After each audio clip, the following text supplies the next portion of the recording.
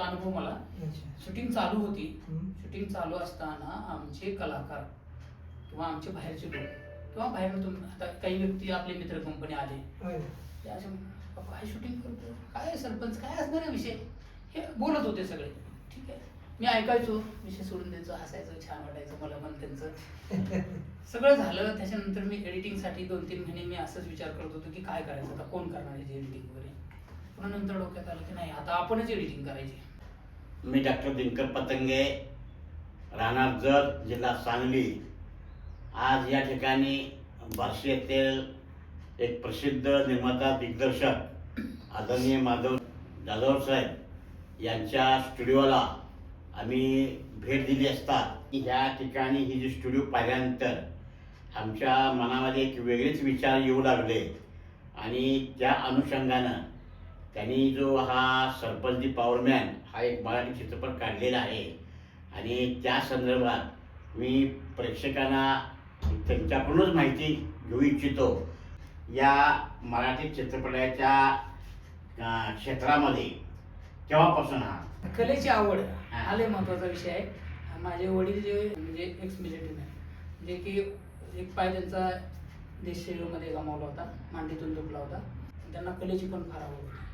त्यामुळे ते गाणे वगैरे मला गायचं हे ते पहिलं मला आवड असायची. मग त्यातनं मला लहानपणापासूनच त्यांनी एक जे डोस म्हणतात तो मिळत गेला. असं वाटू लागलं की महाराष्ट्रामध्ये आपल्या की जे चित्रपट तयार होतात खूप छान होतात, विषय खूप चांगले असतात, पण त्याला उचललं जात नाही. म्हणजे का उचललं जात नाही याचं कारण तर त्याची मेकिंग. मग मला असं वाटलं की नाही, आपण मेकिंग करताना हा चित्रपट ज्यावेळेस एखादा चित्रपट मेकिंग होतो त्यावेळेस त्या चित्रपटाची जी मेकिंग आहे ती थोडीशी हटके पाहिजे. प्रत्येकाच्या मोबाईलमध्ये सध्या वातावरण जर बघितलं आपण मोबाईलमधलं तर साऊथ मूव्ही जास्त बघतात लोक. माझा विचार काय झाला की आपण सरपंच हा चित्रपट करतोय आणि सरपंच हा विषय खूप वेगळा आहे. मी लिहिला होता तो सॉफ्ट पिक्चर करायचा म्हणून, परंतु मला असं वाटलं की नाही, याच्यामध्ये इन्हॅन्स करूया, चांगल्या पद्धतीने चित्रपट करूया. थोडासा थांबलं तरी चालेल म्हणून मी काही कालावधी घालवला, परंतु त्याच्यामध्ये स्टोरीमध्ये बऱ्यापैकी चेंजेस केले की सध्याचं वातावरण काय गावागावातलं. सरपंच हा त्या गावचा प्रथम पुरुष असतो, एक पॉवर आहे सरपंचमध्ये. त्या गावासाठी निर्णय घेणं, चांगले किंवा काही निधी असेल किंवा कुठलीही चांगली गोष्ट खेचून आणणं हे सरपंचाच्याच हातात आहे. पण सर मला एक असं वाटतंय की आता सध्या वेळेला चित्रपट याच्यामध्ये लोक जास्तीत जास्त पौराणिक धार्मिक आता हे परत बाहेर पडाले, त्याच्यानंतर काही बॉलिवूडमध्ये हे चालले. पण या ठिकाणी तुम्हाला सामाजिक चित्रपट काढण्याचा किंवा याच्याकडे वळण्याचं तुम्हाला कसं काय वाटलं?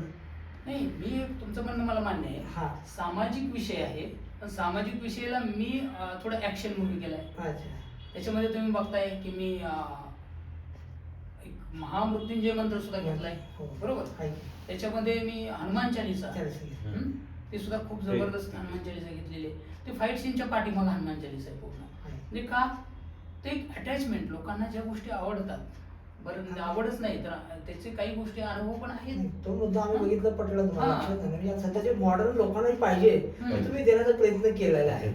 आता मध्यंतरी मी काही चित्रपट बघितले, मग ते साऊथचे असू द्या किंवा हिंदी बॉलिवूड असू द्या किंवा मराठीतले असू द्या, की बघा तुम्ही देवी असायलाच पाहिजे. खरं म्हणजे चित्रपटामध्ये ह्या सगळ्या गोष्टी यायला पाहिजेत. मग माझं म्हणणं असं झालं की आपण सगळ्याच हे नाही करू. आणि मी कसं आहे की मला असं वाटतं की हनुमान भक्त, हनुमान चालीसा मला बऱ्यापैकी मी सगळी पाठ नसेल बरं का, परंतु मी ते हनुमान चालीसा आता सगळे प्रेक्षक आपण सगळे बघूया, आपण पडद्यावर बघणार आहेत की मी कशा पद्धतीने गायलेला आहे. हनुमान चालीसा सुद्धा मी त्याच्यात एक पॉवरफुल हनुमान चालीसा, जय हनुमान ज्ञान गुण सागर जय कपी सती लोक, हे जे एक वेग आहे किंवा त्याच्यावर म्युझिकच्या ह्याच्याप्रमाणे मी त्याला गायले आणि त्याच्या समोर जो फाईट सीन चालू आहे तो एक वेगळा तुम्हाला अनुभव मिळेल. प्रेरणा मिळेल साधन आहे. तुम्हाला असं का वाटलं किंवा मराठी चित्रपट जे आहेत ते साधारण आपल्याला म्हणतो लोक किंवा कोल्हापूर असो किंवा पुणे असो किंवा मुंबई असं निघतंय, पण तुम्हाला बार्शीत आपल्या ठिकाणी काढावं, आपल्या स्थानिक कलाकारांना त्यामध्ये घ्यावं आणि त्यांना कुठं प्रसारण करावं असं तुम्हाला कसं वाटतं? बाबा करायचा का नको, करायचा का नको, तिथं फिल्म इंडस्ट्रीच झोपायला लागली, मग आपल्याला अवघड व्हायचं. मग थोडंसं मी काय विचार केला की काही दिवस गेले की म्हणलं आता थोडं हे मध्यंतरी मी अचानकच मला आवड कोणती, तर ॲक्शन मूवीची किंवा सामाजिक विषयाची आवड आहे. तर मी मध्यंतरी हैदराबादला गेलो, तिथले काही स्टुडिओ फिरलो. मग मला असं वाटलं की यांचे चित्रपट कसे बनतात, काय हे आपण बघणं गरजेचं आहे. मग ते बघितलं, म्हटलं जरा अवघड आहे पण मला करता येईल. हा कॉन्फिडन्स पहिला मी स्वतःमध्ये तयार केला. आणि चित्रपटाची शूटिंग होईपर्यंत तुम्हाला सांगतो एक अनुभव मला.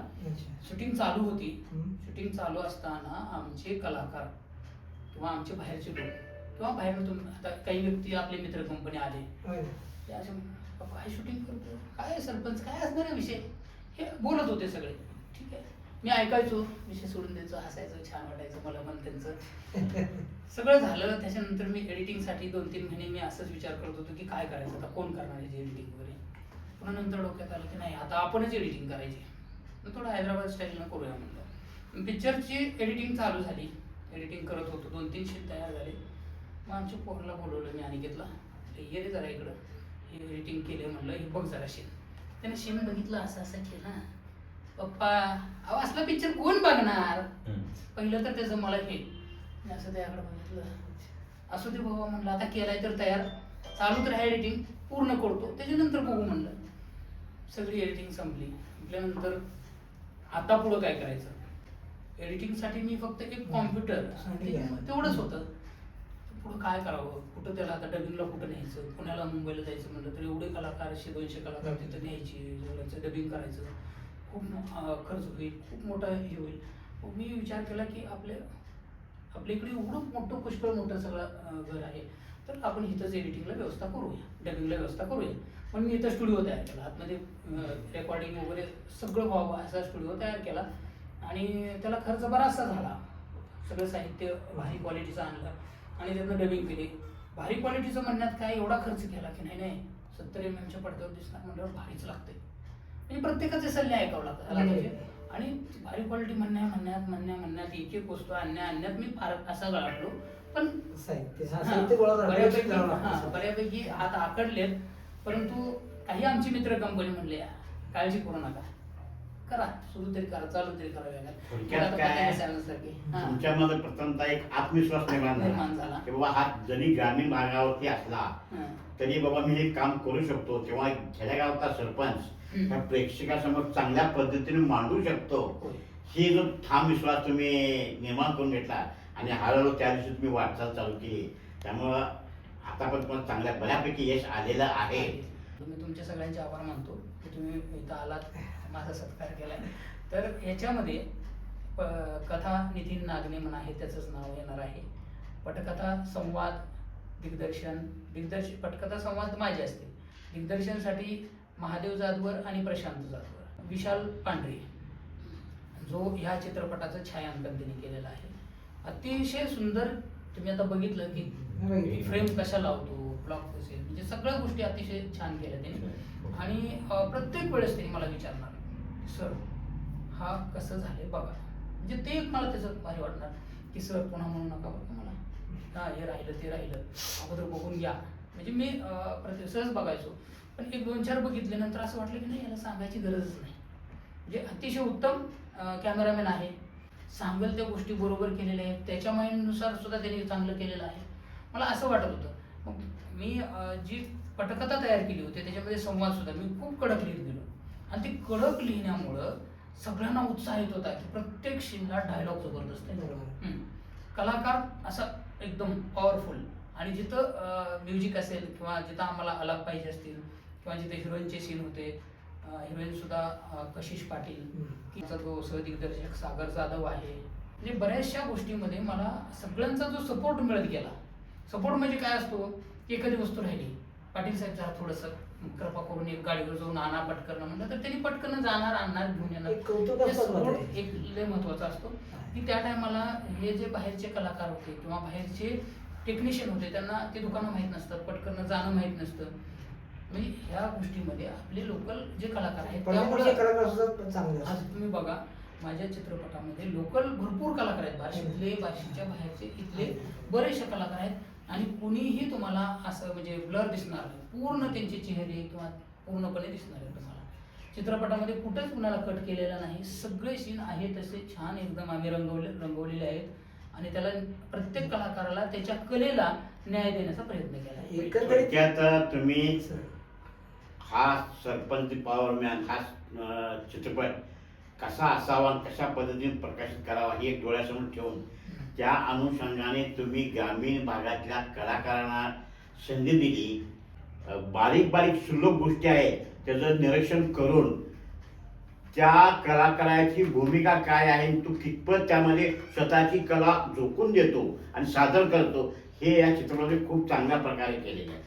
तेव्हा मी या चित्रपटात जे जे कलाकार आहेत त्या कलाकारांच्या वतीने तुम्हाला पहिल्यांदा धन्यवाद देतो की त्यांच्या कलेला तुम्ही वाव धन्यवाद दिला. तर द्यावाच लागते. हा. ह्याच्यापेक्षा ह्याचे जे आता यांनी बोलले की बाबा कुठल्या गोष्टी जे वेळेला हजर करतात हा. पडद्यामागचे कलाकार असतात ना त्यांचं फार म्हणावं लागेल सर. हो. कारण का माहितीये का, आपण कलाकार जो असतो फक्त स्टेजवर उभा राहणार असतो, पण त्याला जे लागणारे जे सिस्टीम आहे, जे लागणारे साहित्य आहे ते पोच करण्याचे हे पडद्यामागचे कलाकार असतात. यासाठी हे यशस्वी होण्यासाठी मला वाटतंय की सगळे तुमचे तांत्रिक विभाग म्हणतो, सगळे तांत्रिक विभाग आणि म्युझिक विभाग जो आहे तो प्रत्येकानं आपापला स्वतःचा जीव ओतून याचं तयार केलेला आहे. त्यामुळं खरोखर याच्यापेक्षा ह्या सगळ्या कलाकारांना आणि ह्यांना खूप मोठ्या आपण शुभेच्छा देऊया सर. आणि प्रेक्षकांनी हा ज्यावेळी रिलीज होईल ते प्रत्येकानं आपल्या आपल्या साजे ठिकाणी जाऊन प्रत्येक जण थिएटरने हा बघावाच असा हा चित्रपट निश्चित सगळ्यांना लाजवेल. आणि मराठी चित्रपट ज्यामध्ये इंडस्ट्रीमध्ये एक वेगळं पाऊल यांनी निर्माण केलं आहे. कृत्रिमचा दिसत नाही, सगळं नैसर्गिक नॅचरली. अगदी ग्रामीण भागात तसे वडा नाला झाडी असेल ती असेल ते असेल, अगदी फाईटचे काय सीन असतील तर संपूर्ण तुम्हाला नैसर्गिक त्या झालेली दिसत आहे. कृत्रिम त्यामध्ये कुठंच काही नाही. आणि तेव्हा मला पूर्ण खात्री आहे की हा चित्रपट नैसर्गिकरित्या निसर्गाच्या सानिध्यात तयार झाल्यामुळं हा निश्चितच प्रेक्षक वर्ग उचलून धरेल आणि पूर्ण महाराष्ट्रभर हा चित्रपट चांगल्या प्रकारे मिळेल आणि गाजेल पण, आणि त्याच्यातून आर्थिक देखील उत्पन्न चांगलं वाढेल अशी मला एक खूप आशा वाटते. आम्ही जाधव साहेबांना एक धन्यवाद देतो की या क्षेत्रामध्ये मराठी चित्रपटात ग्रामीण भागातलं नैसर्गिक चित्र उभारण्याचं जे काम केले त्यांना खूप छान केलं आहे. तेव्हा मी आमच्या अखिल भारतीय मराठी चित्रपट महामंडळ भरारी प्रत्येक सदस्य, भारतीय जनता पार्टीचा एक ओबीसीचा तालुका अध्यक्ष या नात्यानं आमचे सर्व कलाकार आहेत, Saptasur melody group of Jat यांनी सगळे कलाकार म्हणजे मी पत्रकार आहे, आम्ही पण पत्रकार आहे, पण पत्रकार ग्रुपच्या वतीने देखील आदरणीय धन्यवाद जाधव साहेबांना धन्य करतो की आपण एक चांगला चित्रपट निर्माण करून प्रेक्षक समोर एक करमणूक म्हणा किंवा त्यातून एक प्रेरणा देणारं,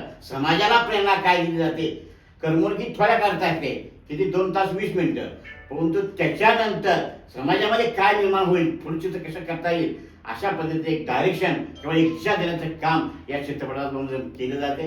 याबद्दल मी पुन्हा एकदा की हा चित्रपट मी तयार केलाय म्हणजे माझ्या बरोबर असणाऱ्या सर्व टीमना मी हे धन्यवाद त्या टीमसाठी आहे. खरं म्हणजे त्यांनी खूप कष्ट केले माझ्यावर, खूप म्हणजे आम्ही जिथं जाईल ना तिथं त्यांची एवढं सपोर्ट मिळाला तर कुठल्याही कामाला कोणीही लाजत नव्हतं. सगळे अतिशय उत्तमरित्या सगळं केलं, हसत खेळत झालेला हा चित्रपट आहे, एकदम मस्त. आता मी चित्रपटात काय केलं, मग मला काही जणांनी विचारलं की चित्रपटात नेमकं काय आहे, सरपंच विषय काय आहे, काय स्टोरी आहे. मी अगोदर सांगितल्यावर बघणार तुम्ही काय म्हणून मी सांगणार नाही तुम्हाला. हा महत्वाचा विषय आहे. काही गोष्टी तुम्ही गुलदस्त्यात ठेवत जा. कसं माहिती सरांनी एवढ्या कठीण परिस्थितीत जिद्द सोडली नाही, ही एक महत्वाची गोष्ट आहे. जिद्द धरून राहिली म्हणून तरी चित्रपट पुढे चालू होता. आता मी सर्वांचे तुमचे म्हणजे आमचे हे जत आताच नुकतंच त्यांना डॉक्टरेट पदवी मिळालेली आहे. डॉक्टर दिनकर पतंगे साहेब यांना मी शुभेच्छा देतो आमच्या अनिकेत फिल्म प्रोडक्शनच्या वतीनं की तुम्हाला डॉक्टरेट पदवी मिळाली. आणि सामाजिक क्षेत्रात, चित्रपट क्षेत्रात किंवा बरेचसे जे काही विषय वेगवेगळे आहेत ते हाताळतात खूप चांगल्या पद्धतीनं. मला खूप चांगला अनुभव आहे. पाठीमागं मला वाटतं 2017 का 18 साली जतला एक स्नेह मेळावा घेतला होता कलाकारांसाठी. त्यावेळेस अध्यक्ष चित्रपटातला तर मेघराज राजे भोसले साहेब चित्रपट महामंडळाचे अध्यक्ष ते सुद्धा तिथं आलेले होते. बरेचसे मोठे मोठे दिग्गज कलाकार दिग्गज तिथं सर्वजण असल्यामुळं तो खूप मेळावा चांगल्या पद्धतीनं सक्सेस झाला होता. आणि अजूनही त्यांनी त्यांच्या लायन्स क्लबच्या वतीनं किंवा त्यांच्या जत तालुक्याच्या ओबीसीचे त्याने अध्यक्ष आहेत त्यांच्या वतीनं की जे काही गोष्टी आहेत असंच कलाकारांसाठी चांगल्या पद्धतीने स्नेह मेळावा घ्यावा. आणि दुसरी गोष्ट इथं आमचे आरळी साहेब आहेत, राजेंद्र आरळी, तर त्यांचे बंधुराज थोरले भाऊ नुकतेच आता नगराध्यक्षपदी विराजमान झालेले आहेत. तरी मी आमच्या अनिकेत फिल्म प्रोडक्शन टीमच्या वतीने रवींद्र आरळी साहेबांना, डॉक्टर रवींद्र आरळी साहेबांना मी शुभेच्छा देतो की आणि विशेष म्हणजे भारतीय जनता पार्टी तालुका एंटरटेनमेंट या विभागाचे ते प्रमुख आहेत. क्या बात आहे. बघा आता आणखी एक विषय भारतीय जनता पार्टी देखील त्यांच्या कलेची, त्यांच्या आवडीची दखल घेतलेली आहे. त्यांचा आवाज ऐकलेला आहे, त्यांचं गाणे गाण्याची शैली ऐकलेली आहे. खूप छान गाणे गातात ते, अतिशय सुंदर वाटतं त्यांचे गाणे. त्यानंतर आमचे हे मित्र आहेत, जतचेच आहेत, एम जगदीश, कवी एम जगदीश. आता त्यांचे 2 कविता अशा बघितल्यात मी की मला वाटतं सरपंच भाग 2 मध्ये आपण त्या कवितेचा समावेश गाण्यासाठी करतो. ओके. खूप सुंदर वाटलं मला. महाराजावरची कविता आहे, परंतु महाराजांच्या ह्याच्यावर खूप थोडंसं एक त्याचं तुम्ही थोडंसं एखादा एक बारक 2 ओळी जरी तुम्ही केल्या तरी मला वाटतं की बरोबर आहे की सर ते बोलता बोलता सुचवलं की सध्या अवस्था काय चाललेली आहे. आपण शिवाजी महाराजांचा आदर्श घेत असताना आपण काय करतो की मागं झालेला इतिहास वाचत नसतो.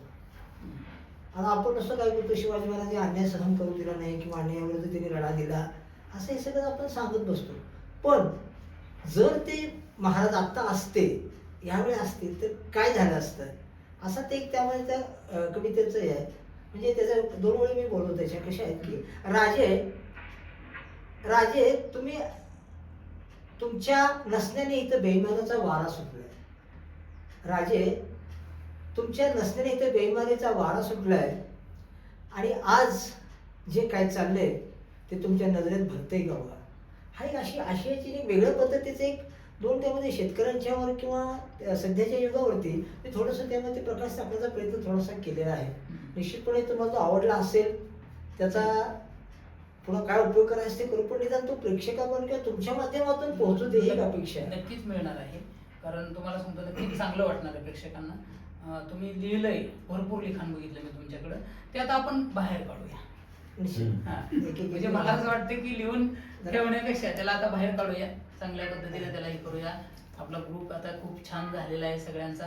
आमची टीम आणि तुमची टीम खूप सगळे चांगले आहेत. तर आनंद वाटला की तुम्ही सगळेजण इथं आलात. त्यानंतर हे आमचे कुर्डवाडीचे नागेश पाटील सर आहेत, ते पण पत्रकार आहेत आणि काम खूप चांगलं चालू आहे. सामाजिक कार्य पण त्यांचं कंटिन्यू असतं, त्यांचं आम्ही ग्रुपवर पाहतो.